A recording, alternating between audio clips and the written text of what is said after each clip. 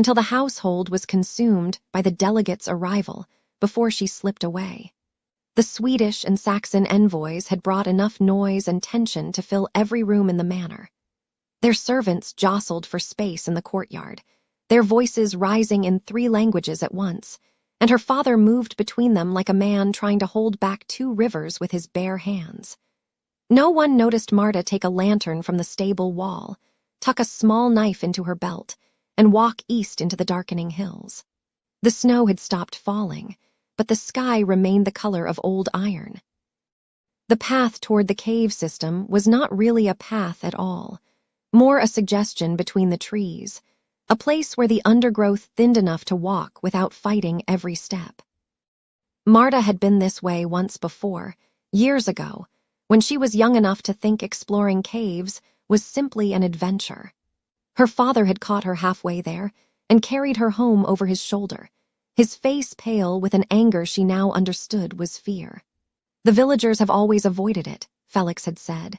She understood why. Even from a distance, something about the eastern hills felt different. The birch trees grew crooked here, leaning away from the hillside as though pushed by a wind that never stopped blowing. The snow lay thinner on the ground despite the elevation, and in patches it had melted entirely, exposing dark earth that steamed faintly in the cold air. She pressed her palm to the ground where the snow had retreated. Warm. Not hot, but warm in the way a sleeping animal is warm, radiating something from deep inside.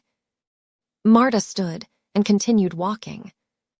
The cave mouth appeared between 2 massive slabs of limestone that jutted from the hillside like broken teeth. It was wider than she had expected, perhaps 10 feet across and tall enough to enter without ducking. But it was the carvings that stopped her. They covered every surface of the entrance stone, spirals nested within spirals, branching lines that split and rejoined in patterns too regular to be natural, too fluid to be merely geometric. In the gray light they seemed almost to move, the way water seems to move when you stare at it too long. Marta raised her lantern and stepped closer. The symbols matched what she had seen in Felix's manuscript, but the manuscript had been a copy, crude and simplified. These originals were something else entirely. Each line had been carved with impossible precision, the grooves no wider than a thumbnail yet perfectly consistent across yards of stone. No chisel marks, no tool marks of any kind. The stone simply parted where the design demanded it. "Who made you?" she murmured. She traced one spiral with her fingertip. The stone was warm here too, and she could have sworn she felt a faint vibration beneath the surface. A low, almost inaudible hum, like a note sung too deep for human ears to properly hear. Marta took a breath and entered the cave. The passage sloped downward immediately, the ceiling smooth and unbroken overhead. Her lantern threw jumping shadows on the walls, and the carvings continued deeper, growing more complex with every step. The spirals began to incorporate new elements, shapes that might have been serpents, or rivers, or bolts of lightning frozen in stone. Some patterns repeated in sequences that tugged at the part of her mind that understood languages.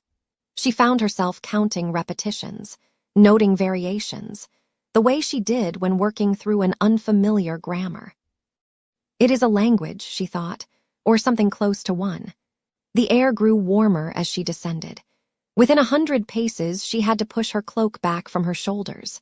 Within 200, the warmth had become uncomfortable, pressing against her skin like summer sun. The hum in the stone grew louder too, rising from something felt to something almost heard, a deep, resonant drone that seemed to come from everywhere at once. The passage opened into a chamber. Marta stopped at the threshold and held up her lantern. The chamber was roughly circular, perhaps 30 feet across, with a ceiling lost in shadow above. The walls were covered so densely with carvings that no bare stone remained, layer upon layer of spirals and serpentine forms, some as large as her arm, some so fine they could only be seen up close. And in the center of the floor, a wide crack ran from one wall to the other, splitting the stone like a wound. The crack was new. She could tell because the edges were sharp and clean, the exposed stone inside paler than the carved surfaces around it. Something had broken here, and broken recently. She knelt beside the crack and held her lantern over it. It was perhaps a hand's width across at its widest point, narrowing to nothing at either end. Warm air rose from it, carrying a scent she could not name, something mineral and ancient, like the smell of deep wells, but underlaid with something else. Something almost electric, the way the air smelled before a lightning storm. From somewhere far below, she heard a sound. Not the hum, something different. A slow, rhythmic rasp, like something enormous drawing breath. Marta pulled back from the crack. Her hands were shaking, and not from cold. She forced herself to look at the walls instead. The carvings here were different from those at the entrance. Less abstract. Among the spirals she could make out scenes, figures standing in circles, their hands raised, and at their center a single figure taller than the rest, depicted with lines radiating from its body like rays from a sun. In the next panel, the tall figure was surrounded, the smaller ones pressing in. In the next, it was gone, replaced by a dark circle that the spirals flowed into like water draining. The imprisonment, Marta thought. Someone carved the story into the walls of the prison itself. She moved along the chamber's edge, reading the panels like pages. The story continued, the dark circle alone, surrounded by spirals that gradually tightened, constricted. Then serpentine forms appearing around the circle, coiling protectively. Then nothing, blank carved spirals again, repeating endlessly as though the story had no ending yet. One final panel caught her eye, tucked into an alcove near the passage entrance. It was simpler than the others, almost crude by comparison. It showed the dark circle cracking open. From inside, 2 dots, one light, one dark, eyes. Below the image, text had been carved in Greek so old it took her several minutes to parse.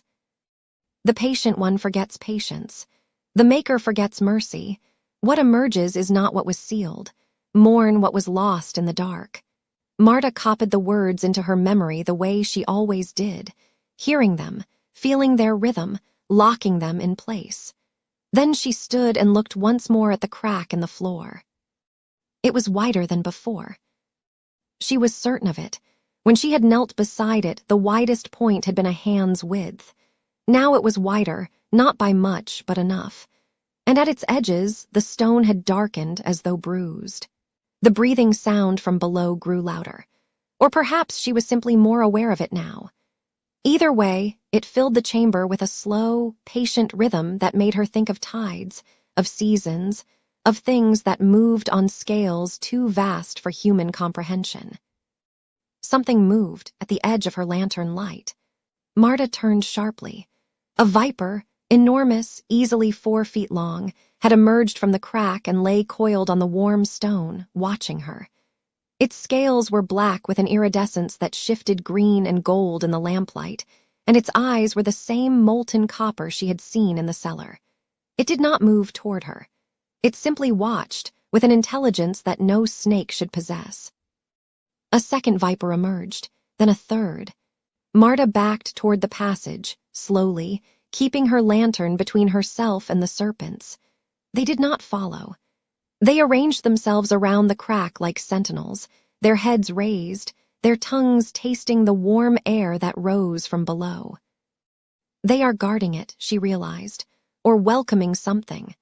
She turned and walked up the passage as quickly as she dared, her shadow stretching long behind her.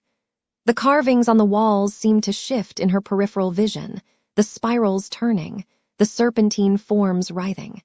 She did not stop to look. She kept her eyes forward and her feet moving until the cold hit her face and she stumbled out into the winter night. The stars had come out. The air was sharp and clean after the heavy warmth of the cave, and Marta stood gasping, her hands on her knees, watching her breath cloud and dissipate. The hum was still audible, even out here, faint but present, rising through the soles of her boots. She looked back at the cave mouth. The carvings on the entrance stones caught the starlight and seemed to glow faintly, though that was surely a trick of her overwrought eyes. From inside came the soft, dry whisper of scales on stone, dozens of them now, maybe more, a sound like falling sand. Marta straightened, pulled her cloak tight, and began the walk home.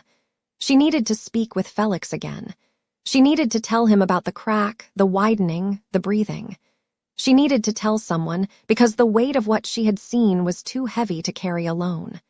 But as she walked, a thought lodged itself in her mind and would not leave. The Greek inscription had said, "Mourn what was lost in the dark." It was not a warning about the prisoner's power.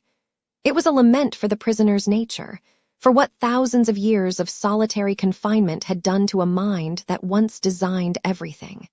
She thought of the diplomats in her father's hall, arguing over borders, breaking promises, stoking the fires of a war that had already burned for 12 years.